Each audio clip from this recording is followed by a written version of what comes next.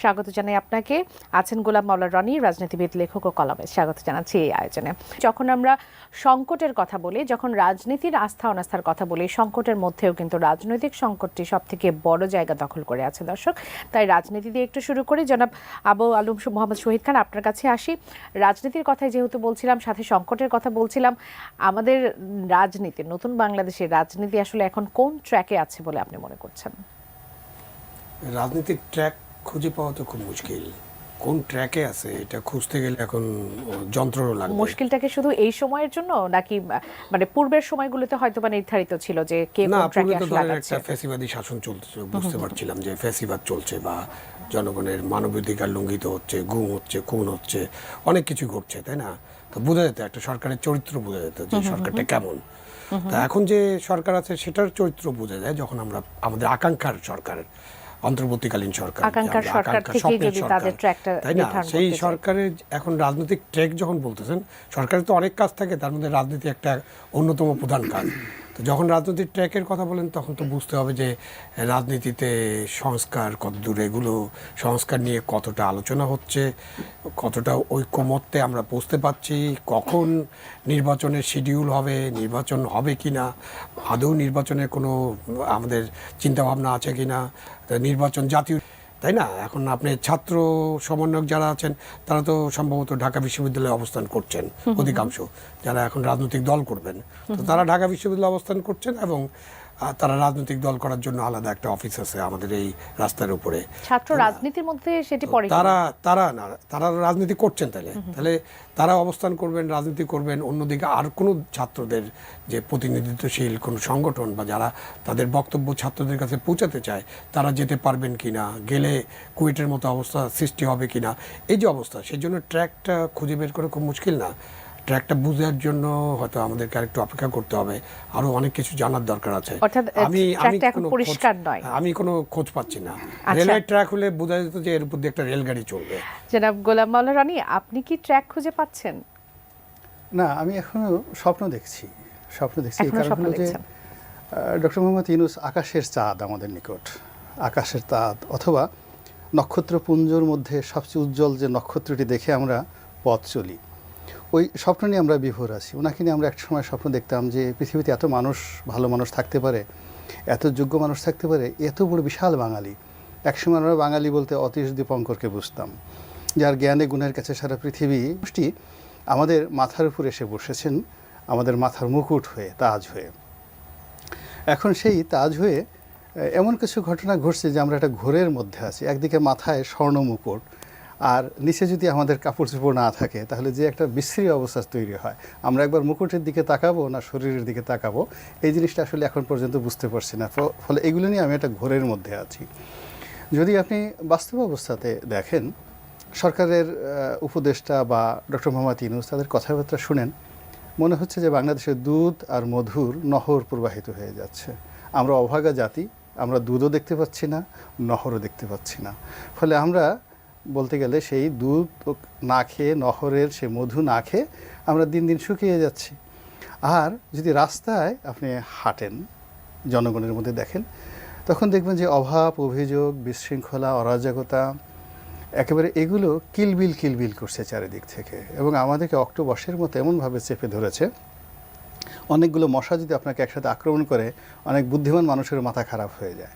বা আপনি খেতে বসছেন, 100-150 মাছি এসে আপনাকে আক্রমণ করলো, তখন দেখবেন যে মানুষের বুদ্ধি কাজ করে না, নিজের গালে নিজে থাপ্পড় মারে, নিজের গালে নিজে খামচি মারে, রাগ হয়ে সে উঠে যায়, এরকম একটা অবস্থা। এখন এই সমাজের মধ্যে বিরক্তিকর এমন কিছু ঘটনা ঘটছে এভরিডে, এভরিহোয়ার।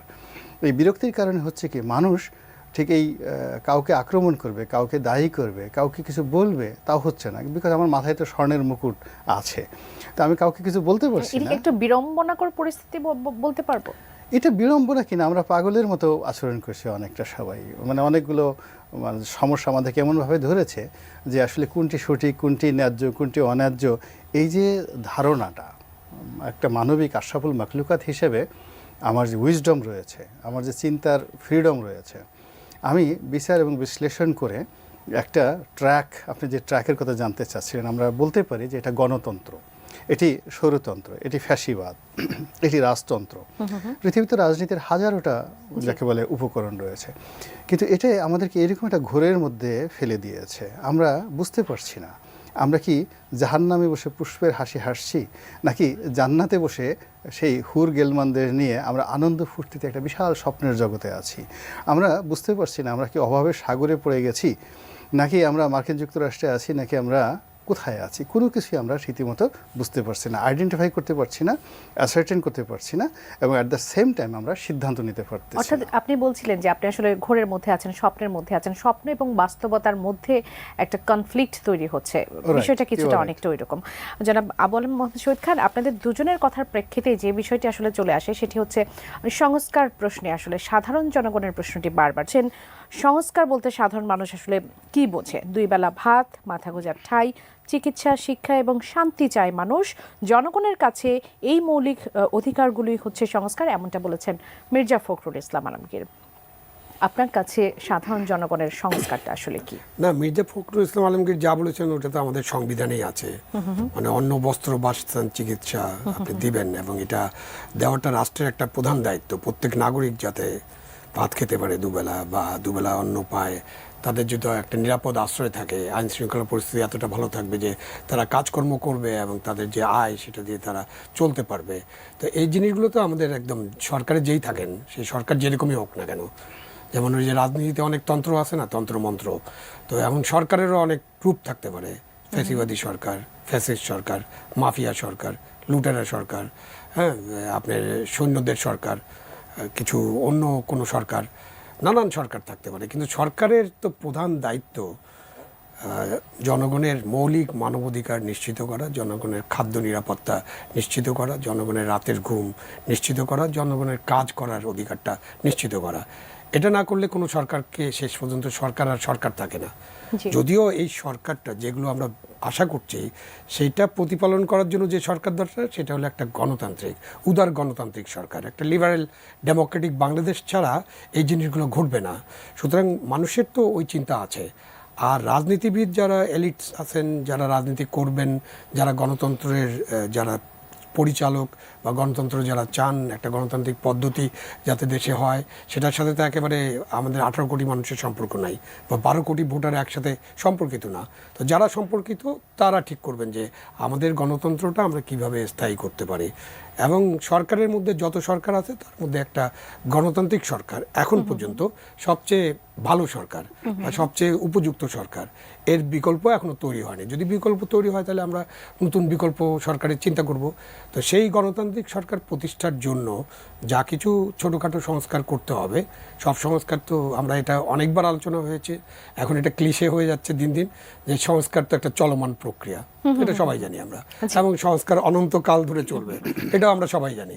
তাইলে কখন কি সংস্কার করতে হবে সেটা তো বুঝবে না যে আমাদের যাদের মাথায় মুকুট আছে, যারা সরকার পরিচালনা করবেন, আমরা তো বুঝাইতে পারবো না, বা জনগণ বোঝাতে পারবে না। আপনি কারণ বাজারে এখনই মাইক নিয়ে নেমে যান, আপনি জিজ্ঞাসা